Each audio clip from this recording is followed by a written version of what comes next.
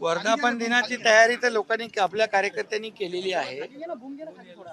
झालेल्या लोकसभेच्या निवडणुकांच्या पार्श्वभूमीवर ही बैठक घेतली होती आणि त्याचा एक आढावा आम्ही घेतला आणि येणाऱ्या वर्धापन दिनाच्या दिवसापासून पूर्णपणे सदस्य नोंदणी, त्याचबरोबर शिवदूत नोंदणी, पदाधिकारी नेमणुका, शिवसेना शाखा सुरू करणे याला पूर्णपणे प्राधान्य देण्याचा निर्णय झाला.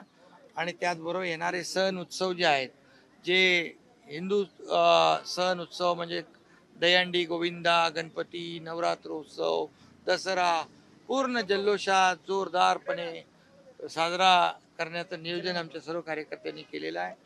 आणि येणारी विधानसभेची निवडणूक जी आहे, ही विधानसभेची निवडणूक महायुती म्हणून प्रचंड ताकदीने या ठिकाणी आम्ही लढवणार आणि जिंकणार.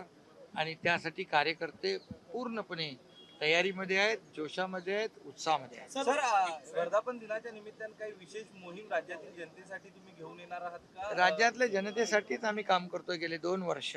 आणि त्यामध्ये शेतकरी आहेत, कष्टकरी, कामगार, महिला भगिनी, युवा आणि ज्येष्ठ सगळ्यांसाठी या सर्वांगीण विकासासाठी 2 वर्ष सरकारने जे केलेलं काम, त्यामुळेच या ठिकाणी आता येणारी विधानसभेची निवडणूक जी आहे, या कामाच्या जे काही सरकारने केलेलं काम त्याची पोचपावती या ठिकाणी देतील. या निवडणुकीमध्ये लोकसभेच्या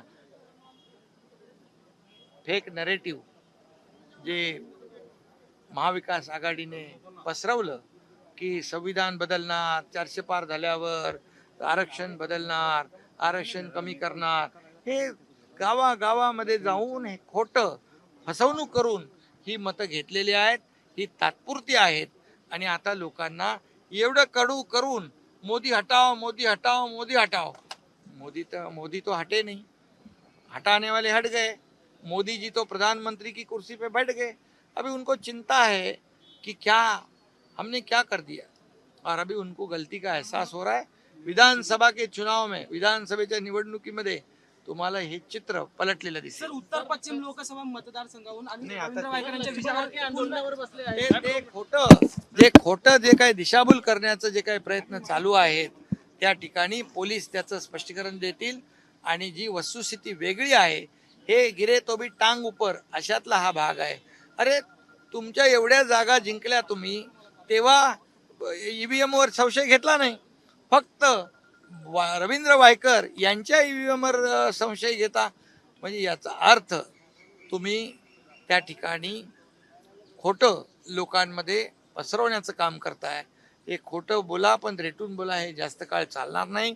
रवींद्र वायकर यांना तिथल्या जनतेने निवडून दिलेला आहे आणि त्यांचा विजय जो आहे हा जनतेचा विजय आहे. किती काही आदळआपट केली तरी सुद्धा या ठिकाणी जनता शेवटी निर्णय घेते. आणि आज इतकं असून देखील आज शिवसेनेचे 19.5% मतांपैकी 14.5% मतं धनुष्यबाणाला मिळालेली आहेत. हा त्यांचा मूळ शिवसैनिक जो मतदार जो आहे मुंबईत आम्हाला त्यांच्यापेक्षा 2 लाख मतं जास्ती मिळाली. राज्यामध्ये देखील 2 लाख मतं जास्ती मिळाली. उबाटाचा 42% स्ट्राईक रेट आहे. आमचा शिवसेनेचा 48% आहे. त्यामुळे त्यांच्या पायाखालची वाळू सरकली आहे. म्हणून अशा प्रकारचे आरोप प्रत्यारोप करतायत. एबीपी माझा, उघडा डोळे बघा नीट.